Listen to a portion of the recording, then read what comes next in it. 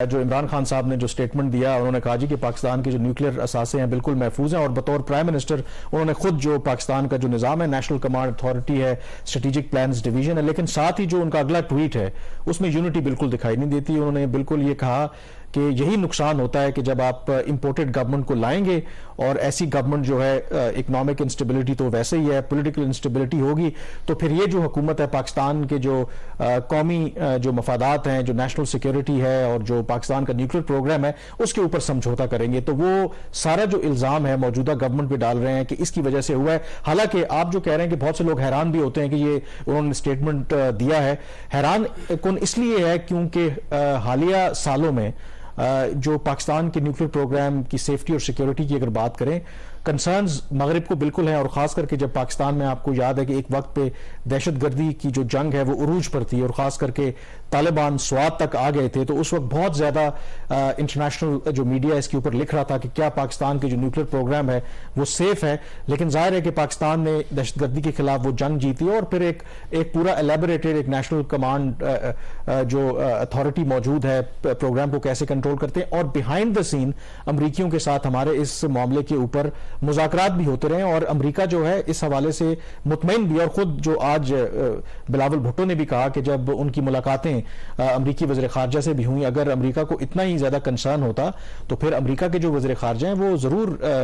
Raise کرتے یہ issue, انہوں نے نہیں ریز کیا۔ اب ایشو اس کے اندر یہ ہے کہ شاید تھوڑا سا ہمیں یہ بھی دیکھنا چاہیے کہ اس کا کانٹیکسٹ بھی دیکھنا چاہیے۔ جو یہ ایونٹ تھا، وہ جو ان کی ڈیموکریٹ پارٹی ہے اس کا فنڈ ریزنگ ایونٹ تھا، تو اس میں انہوں نے پاکستان کے اوپر تو بات نہیں کی، انہوں نے اوور آل جو اس وقت دنیا میں جو تبدیلیاں آ رہی ہیں، نئے الائنسز بن رہے ہیں، روس اور چین جو ہیں ایک طرف چیلنج کر رہے ہیں امریکہ کا جو سپر پاور ہے، اس کی جو بھی ریٹ ہے اس کو چیلنج کرنے کی کوشش کر رہے ہیں۔ اس کانٹیکس میں انہوں نے دو تین باتیں کی، مثلا جو چین کے صدر ہیں ان پر بہت زیادہ انہوں نے فوکس کیا کہ وہ چاہتے تو ہیں کرنا کیا ہے، لیکن ان کو پتا ہے کہ جو ان کا غیر معمولی آبجیکٹو ہے اس کو کیسے اچیو کریں، یہ اس کے راستے میں بہت سی مشکلات ہیں۔ پھر انہوں نے حوالہ دیا کہ جو موجودہ جو روس کے صدر ہیں، کبھی کسی نے سوچا نہیں تھا کہ کیوبن میزائل کرائسس کے بعد کوئی ایسا لیڈر آئے گا جو ٹیکٹیکل نیوکلیئر ویپنز، یعنی کہ جو جوہری چھوٹے ہتھیار ہیں ان کو ایک لمیٹڈ اسپیس پہ استعمال کرنے کی دھمکی دے گا۔ تو اس تناظر میں انہوں نے یہ کہا کہ ایک دم سے کہ جی شاید پاکستان جو ہے اس وقت دنیا کا خطرناک ترین ملک ہے، کیونکہ وہاں پر جو خطرناک ترین ممالک میں سے ایک ہے، اور وہاں پر جو نیوکلیئر ان کا پروگرام ہے وہ وداؤٹ کوہیژن ہے۔ تو اس حوالے سے جو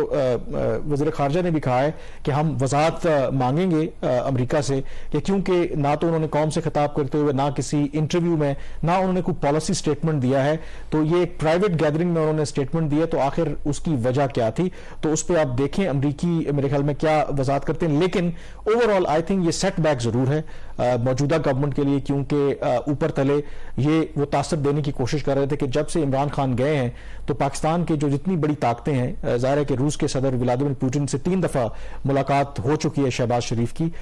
اس کے علاوہ بائیڈن سے غیر رسمی میں ملاقات ہوئی، وزیر خارجہ ہمارے وہاں گئے، آرمی چیف امریکہ میں تھے، پھر اسحاق ڈار صاحب ابھی بھی امریکہ میں ہیں، تو گورنمنٹ جو ہے وہ اس کو ایز اے سکسیس سٹوری کے طور پہ پیش کر رہی تھی۔ لیکن یہ جو ہوا ہے اب، تو اس کا مطلب ہے کہ کم از کم پی ٹی آئی کو اور ان کے جو کرٹکس ہیں ان کو ایک موقع ملا ہے کہ وہ گورنمنٹ کو کرٹیسائز کریں اور کہیں کہ دیکھیں جی یہ آپ کی کامیاب سفارتکاری ہے۔ دیکھیں یہ بات ٹھیک ہے آپ کی، اور جو اگر فارن پالیسی آبجیکٹیوز تمام آپ ریاستوں کی اس وقت دیکھیں تو دنیا بالکل ایک ریسیٹ اس وقت ہو رہی ہے۔ تمام جو نیشنز ہیں وہ اپنے اپنی جو اسٹریٹجیز ہیں ان کو ریویو کریں، خاص طور پر جو روس اور یوکرین کی وار ہے۔ یہ ایک الگ بات ہے کہ امریکہ نے اس وقت چین کو اپنا سب سے بڑا، انہوں نے ایک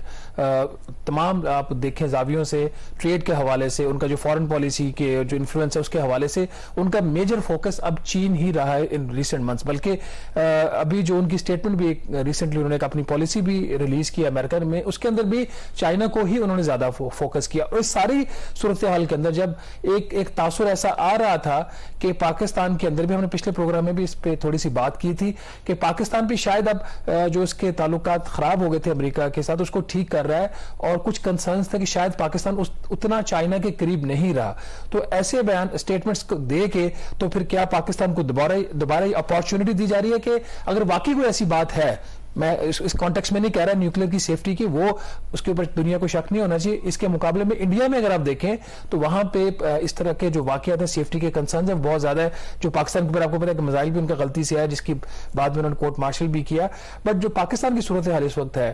کیا اگر پاکستان اپنی فارن پالیسی کو ری سیٹ کر رہا ہے تو اس قسم کی جو ارسپانسبل اسٹیٹمنٹس ہیں اس سے پھر پاکستان دوبارہ ریویو کر سکتا ہے. میرا خیال ہے کہ تھوڑا سا دیکھیں، یہ فارن پالیسی بڑا ڈیلیکیٹ میٹر ہوتا ہے. ہمارے ہاں بھی بہت سے بعض دفعہ جو پولیٹیکل لیڈرز ہیں ایسے اسٹیٹمنٹ دیتے ہیں تو ضروری نہیں ہوتا کہ وہ آپ کی اسٹیٹ کی پالیسی ہوتی ہے. تو مجھے یہ لگتا ہے کہ ان کے ایک بیان سے جو بائیڈن کے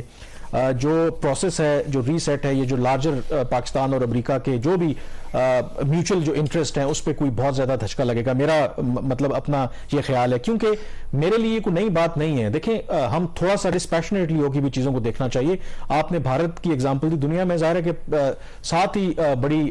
جو نیوکلیر طاقتیں ہیں سوائے نارتھ کوریا اور پاکستان کو اگر نکال دیں، باقی جو جتنی جو آپ کو پتا ہے کہ نیوکلیر پاورز ہیں ان کا آپ دیکھیں اکنامک مسل کتنا ہے.